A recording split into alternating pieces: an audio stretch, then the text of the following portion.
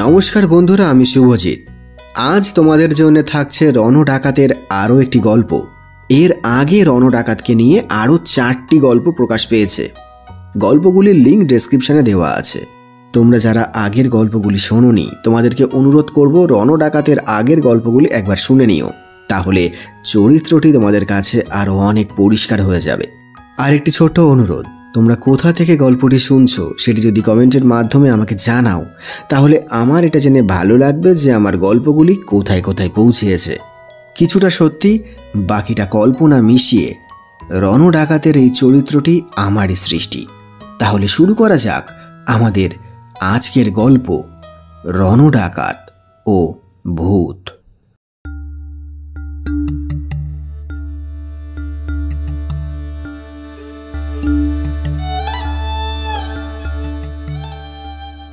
চৌগাছা গ্রামে আজ কার্তিক মাসের কৃষ্ণপক্ষের চতুর্দশী তিথি, অর্থাৎ আজ ভূত চতুর্দশীর রাত। সেকেলে মানুষেরা এইসব দিনগুলো খুব বেশি মানত। আগামীকাল হলো কালী পূজা। মা সিদ্ধেশ্বরীর কালী মন্দির আজ নতুন করে সেজে উঠছে। গ্রামবাসীরা সবাই আজ মন্দিরের কাজে ব্যস্ত। মন্দির চত্বর ধোয়া, উঠান গোবর দিয়ে নিয়ানো, আগাছা পরিষ্কার, মায়ের মূর্তিকে নতুন রূপ দেওয়া, শামিয়ানা টানানো, ভোজের আয়োজন, পুজোর আয়োজন, কত কাজ। গ্রামে আজ থেকে উৎসব আরম্ভ। দুর্গাপুজোর পর আবার এই কালী পূজা। যদিও দুর্গাপূজা গ্রামে প্রথমবার হলো, কিন্তু কালী পূজা হয়ে আসছে বহুকাল ধরে। গ্রামের প্রবীণ লোকেরা বলেন, মহারাজা প্রতাপাদিত্য মোগলদের হারিয়ে এই মন্দির ও এই গ্রামের প্রতিষ্ঠা করেন। নড়াইলের জমিদার কালীকিঙ্কর চট্টোপাধ্যায়, তার ছেলে সুধাংশু চট্টোপাধ্যায়ও আজ এসেছেন রণ ডাকাতের কোঠা বাড়িতে। প্রতি বছর ভূত চতুর্দশীর সন্ধ্যাতে রণ ডাকাত পয়া পুজো করে। তার পিতৃপুরুষের আত্মার উদ্দেশ্যে এই পুজো তিনি করেন। আজ সন্ধে হতে না হতে রণ ডাকাত পুজোতে বসেছেন। নিজের হাতে প্রদীপ বানাচ্ছেন। 1 পোয়া বা 250 গ্রাম ময়দা, তার সাথে 3টি কলা, দুধ, ঘি, চিনি, মধু সহযোগে শুধুমাত্র ডান হাত দিয়ে 14টি প্রদীপ তিনি তৈরি করলেন। তারপর সেই 14টি প্রদীপ একটি জলচৌকির উপরে নিয়ে সেই জলচৌকি মাথায় করে বাড়ির উঠানে এলেন। তারপর সেই জলচৌকিকে 2 হাত দিয়ে আকাশের দিকে তুলে ধরে বলে ওঠেন, হরি বল হরি। এরপর বাড়ির উঠানের কোনো নিরিবিলি জায়গাতে একটি প্রদীপ রেখে চোখ বন্ধ করে 3 বার বলেন, 14 পুরুষ ঠাকুর আলোতে এসো, আধারে যাও, পয়া খেয়ে গয়ায় যাও। 14 পুরুষ ঠাকুর আলোতে এসো, আধারে যাও, পয়া খেয়ে গয়ায় যাও। 14 পুরুষ ঠাকুর আলোতে এসো, আধারে যাও, পয়া খেয়ে গয়ায় যাও।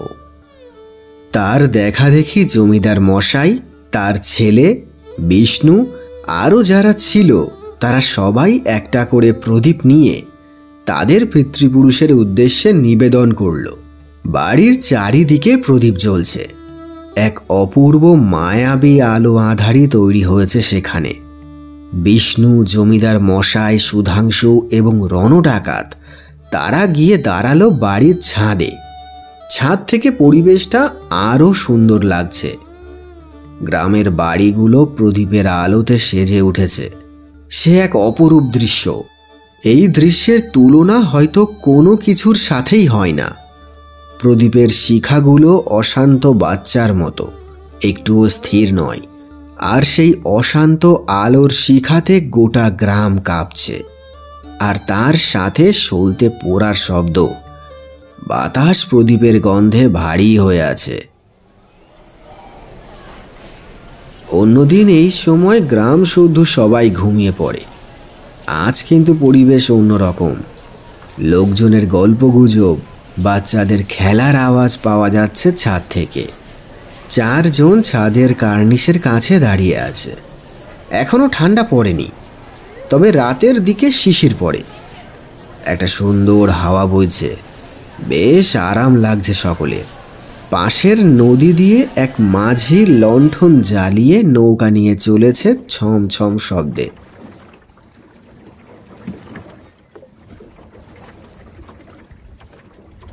জমিদার মশাই হাঁক দিলেন, ও কে যায়? নৌকা থেকে উত্তর এলো, কর্তা, আমি গোপাল দাস কর্তা। ও, তা চললে কোথায় গোপাল? আগে কর্তা, সদরের দিকে যাচ্ছি, কাল হাট আছে তো। আচ্ছা, সাবধানে যাও। কাল পুজোতে থাকবা তো? হ্যাঁ, সাজের মধ্যে চলে আসবো। ধীরে ধীরে নৌকার আলোটা অন্ধকার নদীর বুকে মিলিয়ে গেল।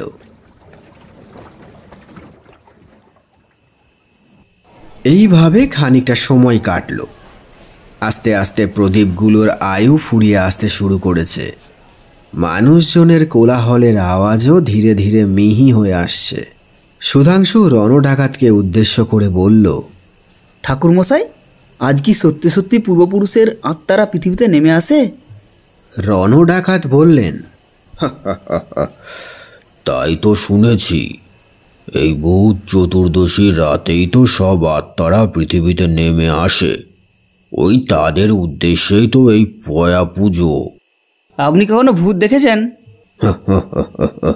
ভূত কি দেখবার জিনিস? সুধাংশু? না, মানে আপনি তো জীবনের অনেকটা সময় বিভিন্ন জায়গায় ঘুরে ঘুরে কাটিয়েছেন, অনেক অভিজ্ঞতা আপনার, তাই বলছিলাম। সব কিছু বিশ্বাস আর ভক্তির উপর সুধাংশু। তুমি তো ভগবানকে কোনো দিন দেখোনি, তাহলে কি তুমি ভগবানে বিশ্বাস করো না? আমি তো ভগবানকে দেখিনি, কিন্তু দুবেলা তার সেবা করে চলেছি। ভূতটাও সেই রকম। আর অন্ধকার হলে কেন ভূতের কথা হয়? দিনমানে ভূতের কথা তো কেউ বলে না। খুব ভীতু না হলে দিনমানে ভূতের নাম শুনলে কেউ ভয়ও পায় না, তাই না? আসলে আসলে অন্ধকারে আমরা কিছুই দেখতে পাই না, আর যেটা আমরা দেখতে পাই না সেখানেই আমরা ভূতকে খুঁজে নিই। এই বলে রণডাকাত হাসল। জমিদার মশাই সকলকে ছাদে বসার জন্য বললেন। তখন বিষ্ণু গিয়ে একটা মাদুর নিয়ে এলো। মাদুরের ওপর নারকেলের ছোবড়া দিয়ে বানানো গদি পেতে তার ওপরে সবাই বসল। একটা লক্ষ্মী পেঁচা বারবার তাদের মাথার উপর দিয়ে উড়ে যাচ্ছে। সুধাংশু সেই দিকে মনোযোগী হওয়ায় রণডাকাত তাকে বলল, ও এই নারকুল গাছটার কোঠরে থাকে। সন্ধে থেকেই ওকে দেখা যায়।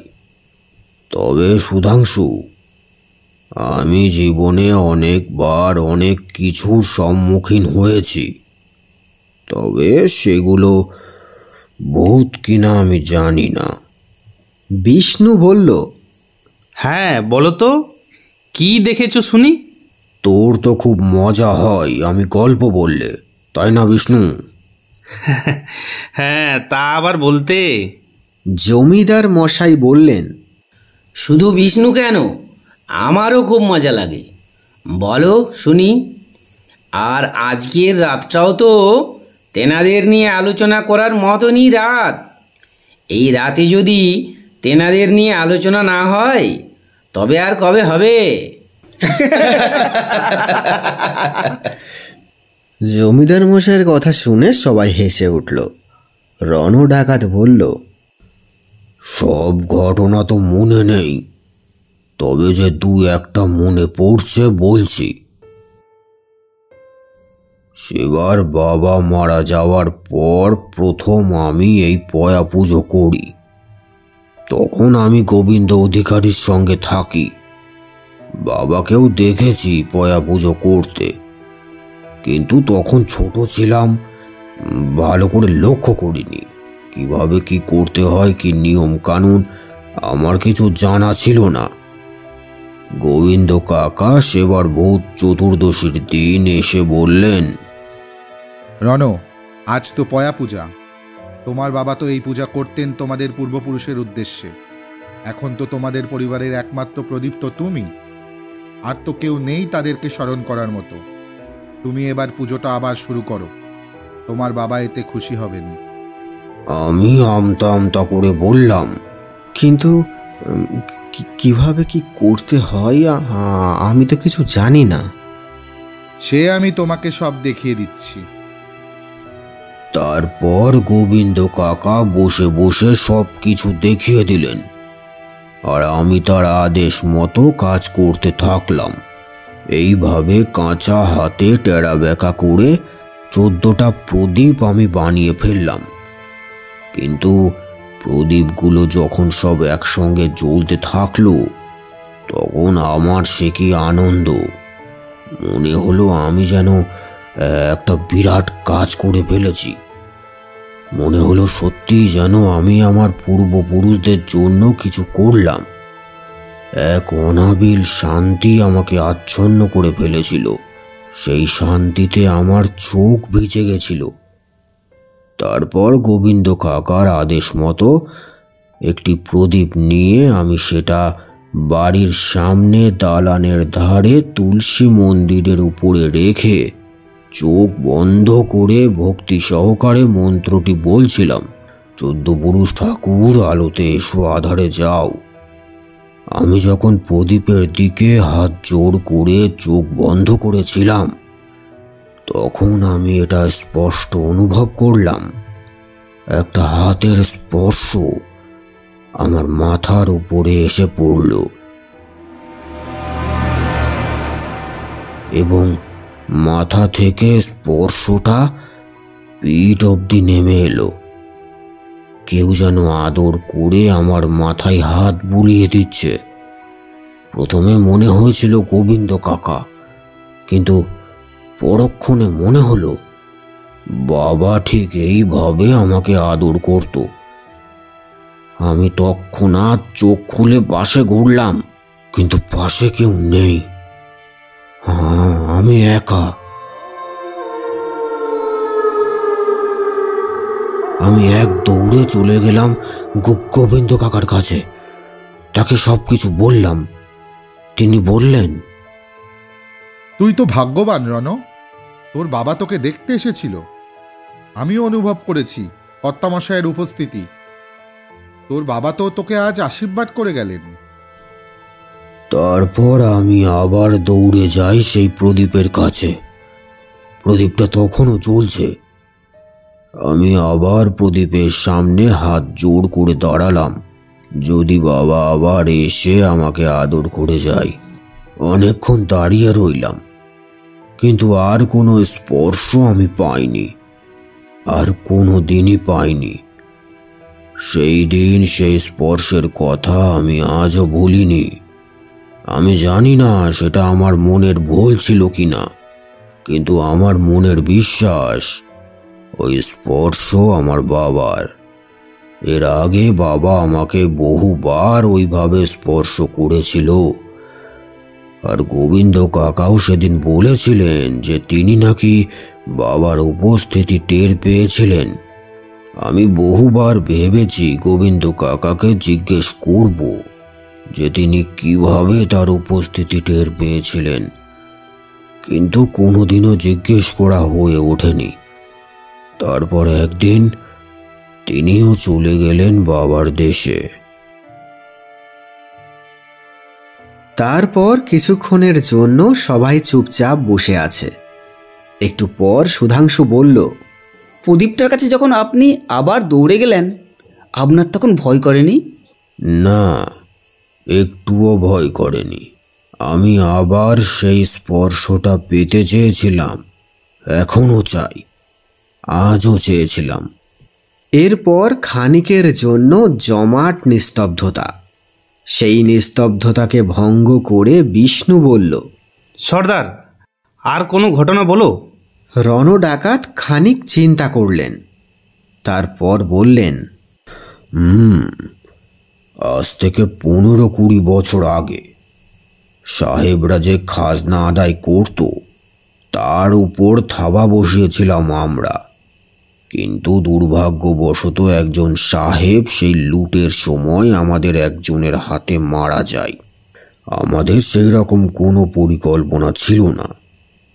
দেশি সেপাই মারা গেলে খুব একটা সমস্যা হয় না, কিন্তু সাহেব মারা গেলে তখন ইংরেজ কোম্পানি ছেড়ে কথা বলে না, একেবারে পাগল কুকুরের মতো হয়ে ওঠে। আমি বিপদের আঁচ করে সবাইকে আদেশ দিলাম 6 মাসের জন্য কেউ আর যেন সামনে না আসে।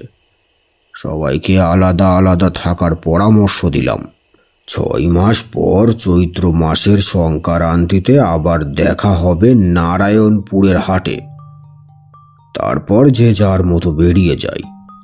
আমি একজন সাধুর ছদ্মবেশ নিয়ে ঘুরে বেড়াতে থাকি গ্রামে গ্রামে।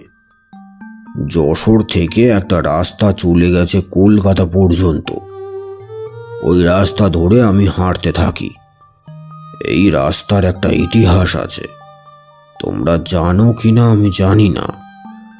মহারাজা প্রতাপাদিত্য যখন এই এলাকার রাজা ছিলেন, তখন কালীগঞ্জের জমিদার ছিল কালী পোদ্দার। তার মায়ের নাম ছিল যশোদা দেবী। যশোদা দেবীর গঙ্গা স্নানের ইচ্ছা ছিল খুব, আর সেই ইচ্ছা পূরণের জন্য কালী পোদ্দার কলকাতার কালীঘাট পর্যন্ত সড়ক বানিয়ে দেন। কিন্তু রোদ্দুরের মধ্যে এতটা রাস্তা যেতে মায়ের কষ্ট হবে ভেবে তিনি রাস্তার দুপাশে হাজার হাজার শিশু গাছ লাগিয়ে দিলেন। এই রাস্তার সৌন্দর্য অন্যরকম। কত রাজা মহারাজা, মোগল সৈন্যবাহিনী, নবাবরা এই পথে তাদের পদচিহ্ন রেখে গেছে, তার কোনো হিসেব নেই। এই পথের আরো কিছু গুণ আছে। যদি তুমি গরমকালে এই রাস্তা দিয়ে যাও, তাহলে তোমার বিন্দু মাত্র গরম বোধ হবে না। আর যদি বর্ষাকালে যাও, তাহলে বৃষ্টির ফোঁটা তোমার গায়ে পড়বে না। এই পথ ধরে আমি এই গ্রাম ওই গ্রাম হয়ে একটা গ্রামে পৌঁছালাম। তার নাম ছিল ছয়ঘরিয়া। সেখানে ইছামতি নদীর পাশে একটা হাট বসে। তার নাম সম্ভবত মতিগঞ্জের হাট। হাট দেখবার জন্য আমি একদিন সেই হাটে যাই। নৌকা করে বহু দূর দূরান্ত থেকে লোক আসে সেই হাটে। বেশ বড় হাট। হাটের মধ্যে এটা সেটা দোকান দেখছি আর হাঁটছি। তখন কানে আসলো একজন লোক সুর করে ছড়া কাটছে। লোকজন সব গেল কোথায়? হাট তো আজ ফাঁকা। নেবো একটা হাঁড়ি, কিন্তু এ তো দেখছি বাঁকা। এমন করে সে একটি মাটির জিনিস বিক্রেতার সঙ্গে ছড়া কাটতে থাকে। আমি তাকে দেখে বেশ অবাকই হই। তারপর দেখি লোকটা যে দোকানেই যায় সেখানে গিয়ে ছড়া কেটেই কথা বলে। আমার সামনে আসতেই আমি তাকে বললাম, আপনি তো বেশ চমৎকার কথা বলেন। সে হাত জড়ো করে অত্যন্ত বিনয়ের সঙ্গে আমায় বলল, আপনাকে তো চিনি নাই। কোন গায়ের লোক রে ভাই? আমি হেসে আমার পরিচয় দিলাম। আমি সাধু, তার উপর ব্রাহ্মণ জেনে সে বেজায় খুশি হলো।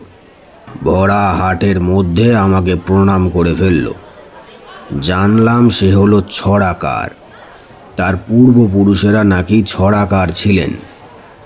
বিভিন্ন রাজাদের রাজসভায় তারা থাকত। ছড়া কেটে তারা রাজাদের মন ভালো রাখত। ওর নাম শিবেন্দ্র ছড়াকার। লোকটা লম্বা, রোগা, চুলগুলো একটু বেশি বড়, কাঁধ অবধি নেমে গেছে। গায়ের রং পরিষ্কার, মুখে দাড়ি গোপে ভরা, পোশাক পরিচ্ছদ পরিষ্কার পরিচ্ছন্ন। জানলাম তার দাদু পশ্চিম থেকে এদিকে চলে আসে। তার বাবা জমিদারের নায়েব ছিলেন। শিবেন্দ্র কাজকর্ম বিশেষ কিছু করে না, বিয়েও করেনি। কিছু জমি জমা আছে, তাই দেখাশোনা করে। আমাকে খুব করে তার বাড়ি যাওয়ার জন্য বলতে থাকে। আমি তার বাড়ি গেলে নাকি তার পরিবারের মঙ্গল হবে। আমি তাদের বাড়িতে গিয়ে অন্ন জল গ্রহণ করলে তাদের শ্রীবৃদ্ধি হবে। আমি আর না করিনি। তার সাথে তার বাড়ি গেলাম। বাড়ি বেশি দূরে ছিল না, সেখান থেকে 1 ক্রোশ হবে হয়তো। লোকটি বড্ড কথা বলে। বেশি কথা বলা লোকদেরকে আমি ঠিক পছন্দ করি না। আমি নিজেও তো কম কথা বলি। যখন তার বাড়ি এলাম তখন সন্ধে প্রায় হয়ে এসেছে, কিন্তু বাড়িতে একটাও আলোর রেখা নেই। গৃহস্থ বাড়ি, সন্ধেবেলায় এমন তো অন্ধকার হয়ে থাকে না। দালান বাড়ি, কিন্তু অনেক দিনের পুরনো। পাশে একটা ভাঙাচোরা মন্দির। বাড়িটাতে কেমন একটা গা ছমছমে ভাব। আমি বনে বাজারে থাকা মানুষ, কিন্তু আমারও যেন কেমন একটা অস্বস্তি হতে থাকলো। আমি জিজ্ঞেস করলাম, বাড়িতে কেউ নেই নাকি? কোনো আলো দেখছি না। সে বলল, কেউ কোনো কাজ করে না, সব আমাকেই করতে হয়। আমি তার কথার মানে ঠিক বুঝলাম না। আমি ভাবলাম ঠাট্টা তামাশা করছে হয়তো। শিবেন্দ্র গিয়ে একটা লণ্ঠন জ্বালিয়ে আনলো। আমি বাড়ির সিঁড়িতে উঠে বসলাম। তারপর সে 1 ঘটি জল এনে দিল আমাকে। জল জিনিসটা আমি আবার একটু পরিষ্কার পরিচ্ছন্ন না হলে খেতে পারি না। কিন্তু সে কোথাকার জল আনলো, আর অন্ধকারের মধ্যে জলটাই বা কেমন, সেটাও তো আমি বোধ করতে পারছিলাম না। তাই খানিকটা মুখে দিয়ে 1 ঢোক খেয়ে বাকিটা রেখে দিলাম। সে জিজ্ঞাসা করল, আপনি রাত্রে কি সেবা করবেন? আসলে যেখানে আমার ভালো লাগে না সেখানে আমার অন্ন গ্রহণ করতে ইচ্ছে করে না। পেটে খিদে থাকলেও আমি তাকে বললাম, আমি রাত্রে কিছু খাই না, আমার জন্য বিন্দুমাত্র ব্যস্ত হতে হবে না তোমাকে। এদিন গরম পড়েছিল খুব। ছড়াকার নানান গল্প করতে লাগলো, কিন্তু আমি ছিলাম অন্যমনস্ক। তার কোনো কথা আমার কানে সেইভাবে ঢুকছিল না। রাতে দুজনে 1 ঘরেই শুলাম। ঘরের জানালা খোলাই ছিল, আর ঘরের দরজাটা ভাঙা। তা থাকা না থাকা সমান। ছড়াকার তো শোবার সাথে সাথেই নাক ডাকা শুরু করে দিল, কিন্তু আমার কিছুতেই ঘুম আসছিল না। এপাশ ওপাশ করে যাচ্ছি। এমনিতেই আমার ঘুম পাতলা, কান খাড়া করে ঘুমোনো অভ্যাস। চোখ দুটো লেগে এসেছিল। হঠাৎ একটা আওয়াজে ঘুম ভেঙে গেল।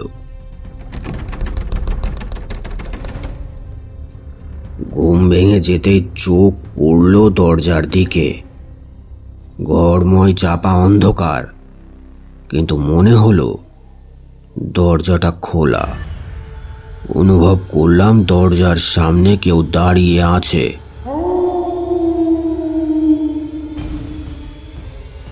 আমার গায়ের লোম খাড়া হয়ে গেল। এতক্ষণ অন্ধকারে আমার চোখ অভ্যস্ত হয়ে গেছে। পরিষ্কার বুঝলাম দরজার সামনে একজন দাঁড়িয়ে আছে, লম্বা একটা ছায়ামূর্তি। লোকটির চোখ মুখ ভালো করে বোঝা যায় না, কিন্তু যেন মনে হচ্ছে আমার দিকে এক দৃষ্টিতে তাকিয়ে আছে কেউ। বেশ খানিকক্ষণ এইভাবে কাটলো। আমি যখন নিজের মনকে বোঝাচ্ছি যে ওটা কিছু না, ঠিক তখন সেই ছায়ামূর্তিটি দুলে উঠল। আমি ঠিকই বুঝেছি কেউ দাঁড়িয়ে আছে। আমি শিবেন্দ্রকে ডাকলাম, শিবেন্দ্র, শিবেন্দ্র ওঠো, শিবেন্দ্র। শিবেন্দ্র ঘুম জড়ানো গলাতে বলল, হ্যাঁ ঠাকুরমশাই। শিবেন্দ্র, দেখো তো একবার, কেউ দাঁড়িয়ে আছে ওখানে। কোথায়? ওই দরজার ওখানটায়। শিবেন্দ্র দরজার দিকে তাকালো। তারপর সেই ছায়ামূর্তিকে উদ্দেশ্য করে বলল, আবার এসেছো?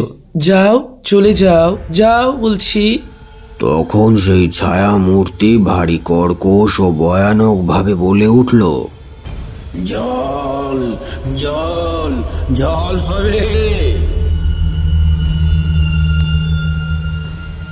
শিবেন্দ্র খুব বিরক্ত ভাবে বলল, না, কিচ্ছু হবে না, যাও, যাও বলছি, যাও। দেখলাম সেই ছায়ামূর্তিটা ধীরে ধীরে চলে গেল। মনে হলো যেন অন্ধকারের সঙ্গে মিশে গেল। আমি তখন শিবেন্দ্রকে বললাম, কে উনি? উনি তো আমার বাবা। তা উনি এত রাতে ওখানে দাঁড়িয়ে জল চাইছেন কেন? ওটা রোজই চায়। তোমার পিছনে আমার মা দাঁড়িয়ে আছে। আমার পেছনে একটি ভাঙা কপাটওয়ালা জানালা ছিল। শিবেন্দ্র বলা মাত্র আমি সেই দিকে তাকালাম। দেখলাম আরও একটি ছায়ামূর্তি ধীরে ধীরে জানালা থেকে সরে যাচ্ছে। মনে হলো তার খোলা চুলগুলি বাতাসে উড়ছে। আমি খানিকক্ষণ সেদিকে চেয়ে রইলাম। কি হচ্ছে কিছুই বুঝতে পারলাম না। এত রাতে কেউ দরজা দিয়ে, কেউ জানালা দিয়ে উকি দিচ্ছে কেন? আমি শিবেন্দ্রকে বললাম, তোমার বাবা মা এত রাতে বাইরে কেন? কিন্তু শিবেন্দ্র দেখি নাক ডেকে ঘুমোচ্ছে। আমি আর ডাকলাম না, চুপচাপ শুয়ে রইলাম। মাথার মধ্যে নানান রকম চিন্তা আসছে, নানা রকম প্রশ্ন ভিড় করছে। নিজেই সেই প্রশ্নগুলোর উত্তর দিচ্ছি, কিন্তু তবুও কিন্তু থেকে যাচ্ছে। ঘুম আর আসলো না। সারা রাত চোখ খুলে জেগে কাটিয়ে দিলাম। ভোর হওয়া মাত্র আর দেরি করলাম না। শিবেন্দ্রকে বিদায় জানিয়ে আমি ওর বাড়ি থেকে বেরিয়ে পড়লাম। তার বাড়ি থেকে বেরিয়ে খানিকটা যাওয়ার পর আমি একটা পণ্যশালা দেখতে পেলাম। সেখানে 2-1 মানুষের জটলা। আমি সেখানে গিয়ে পৌঁছানো মাত্র মধ্যবয়সী ভদ্রলোক আমাকে উদ্দেশ্য করে বললেন, পেন্নাময়ী ঠাকুরমশাই, এ গায়ে তো আপনাকে আগে কখনো দেখিনি। আমি বললাম, আগে হ্যাঁ, আমি এই গায়ে প্রথম আসলাম। তা আপনি যাবেন কোথায়? আমি একজন সাধু, আর আমার গন্তব্যের কোনো ঠিক নাই। ও আরও নানা কথা জেনে তারা খুবই সন্তুষ্ট হয়ে আমাকে পণ্যশালার সামনে রাখা চৌকিতে বসতে বলল। খুব খাতির করলে সবাই আমাকে। দই চিড়ে দুধ দিয়ে প্রাতরাশ করলাম ওখানে। কেউ আবার ফল নিয়ে এলো। নানা খাবারে আমার ঝোলা ভরে গেল। বেলা যত বাড়তে থাকলো, পণ্যশালার সামনে লোকজনের আনাগোনাও তত বাড়তে থাকলো। বেশিরভাগ লোক সব আমাকে দেখতে এসেছে, আবার এসেছে আমার আশীর্বাদ নিতে। লোকজন একটু হালকা হতে আমি জিজ্ঞেস করলাম, আচ্ছা, শিবেন্দ্র ছড়াকারকে আপনারা চেনেন? শিবেন্দ্র ছড়াকার? ও তো উত্তর পূর্ব দিকে ওদের বাড়ি। আপনি তাকে চেনেন নাকি? চিনি বলতে গতকাল হাটে দেখা হয়েছিল। আমাকে খুব জোর করলে তার বাড়ি গিয়ে অন্ন জল সেবা নেওয়ার জন্য। তাই গতকাল রাতটুকুনি তার বাড়িতেই কাটিয়েছিলাম। আমি কথা বলা মাত্র লোকেরা সব চমকে উঠল। বলেন কি, আপনি রাতে ওদের বাড়িতে ছিলেন? যদিও আপনি সাধু মানুষ, আপনাকে কে আর ক্ষতি করতে পারে? আমি তাদের কথার অর্থ ঠিক বুঝতে পারলাম না।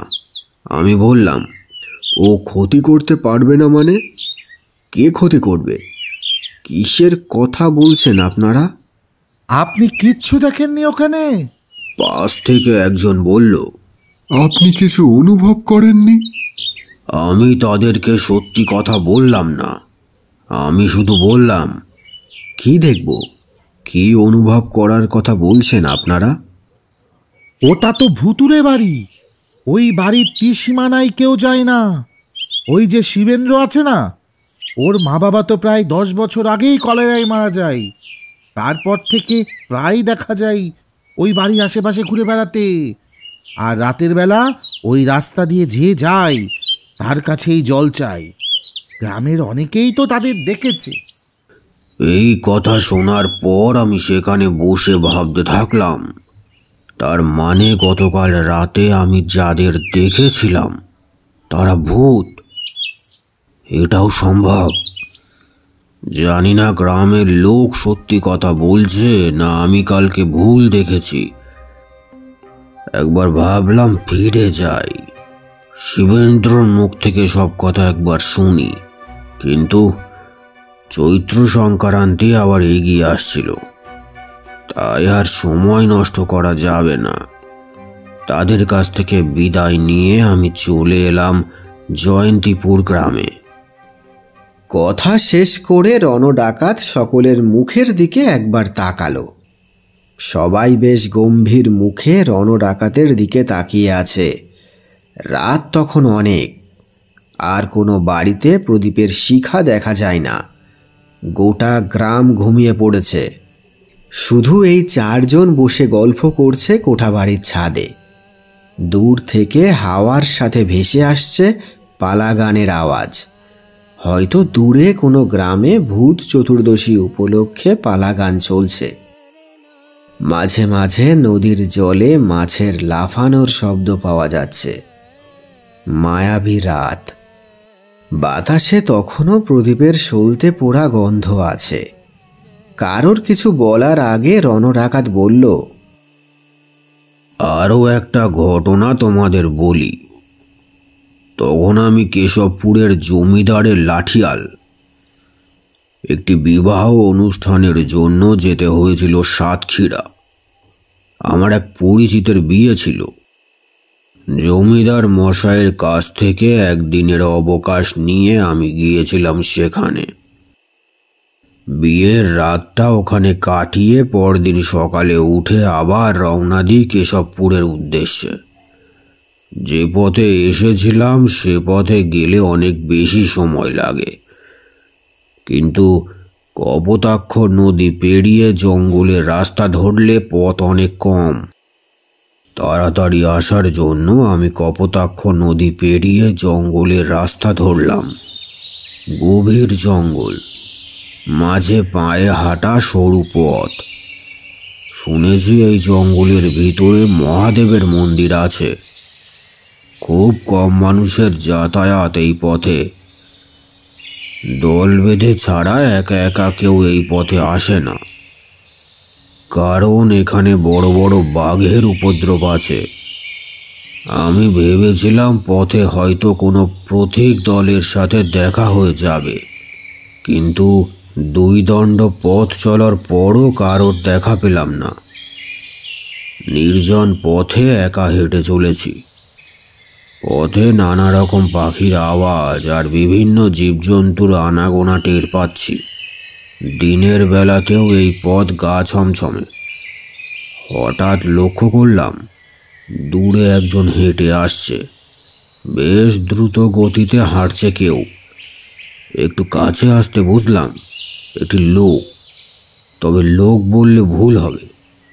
তার মাথায় উঁচু জটা, হাতে একটা ত্রিশূল, পরনে ছিল বাঘছাল। আমার থেকেও লম্বা, মেদহীন শরীর, রক্তের মতো লাল চোখ। হঠাৎ তাকে দেখলে মহাদেব বলে মনে হবে।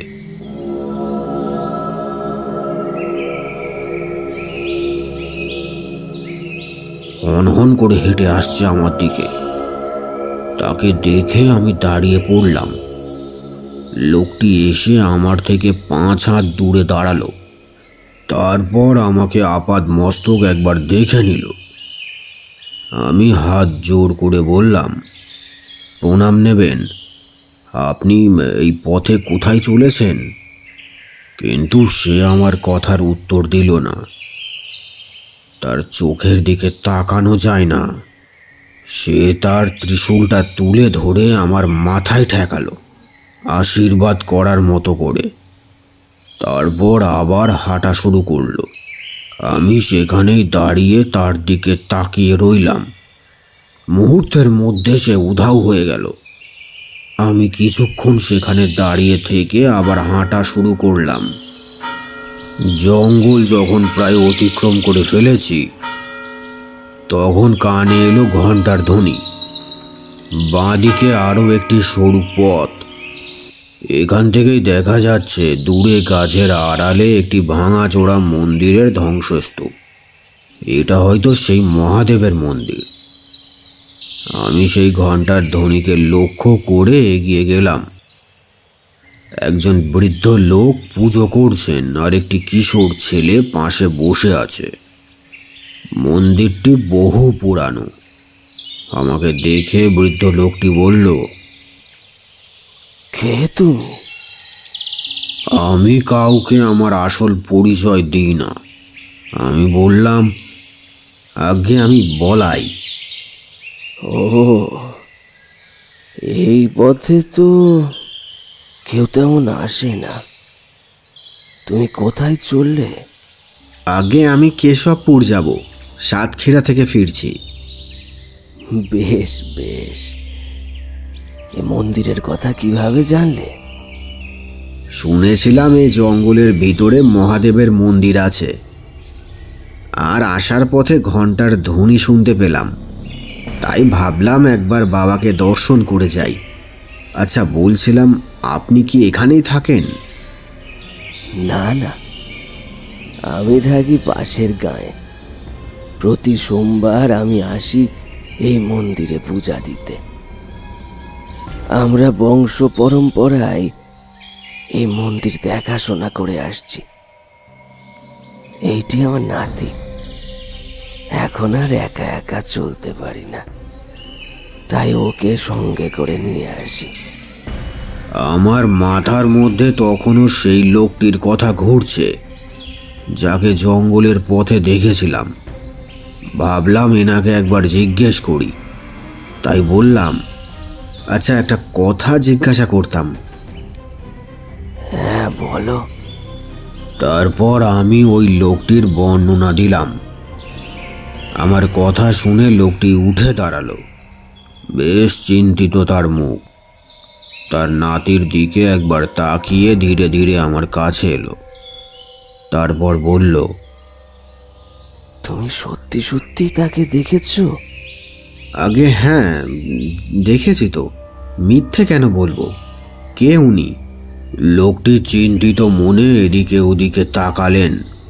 তারপর বললেন, উনি কে আমিও জানি না। আমি কোনোদিন তাকে দেখিনি।